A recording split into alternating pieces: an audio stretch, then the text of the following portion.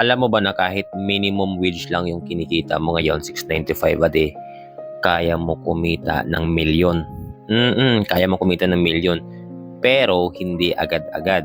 Kaya mo kumita ng milyon sa loob ng 5 years to 10 years na pagtatrabaho. Pero lagi mong tandaan na hindi mo siya mahahawakan.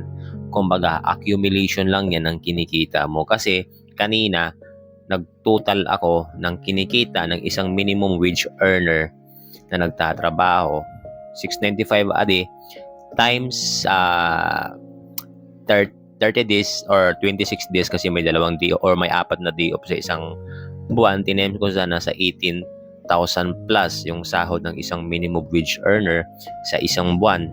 Then, tinames ko siya in 1 year. So, nasa 18,000 yung sahod ng isang minimum wage earner. Tinames ko siya ng 1 year kung magkano ang kinikita ng isang minimum wage earner sa isang taon is nasa 216 something thousand. So, not bad. Tapos, tinames ko naman yung 216,000 something into 10 years.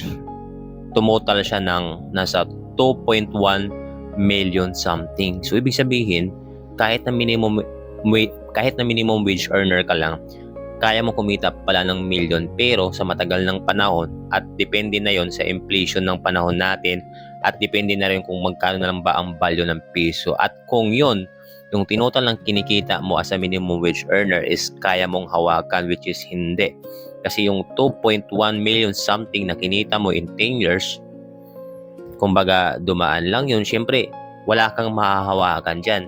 Kasi pambayad ng bills, pambayad ng rent, pang araw-araw. So, pero ibig sabihin nun, at least kumita ka ng 2 million sa loob ng 10 years.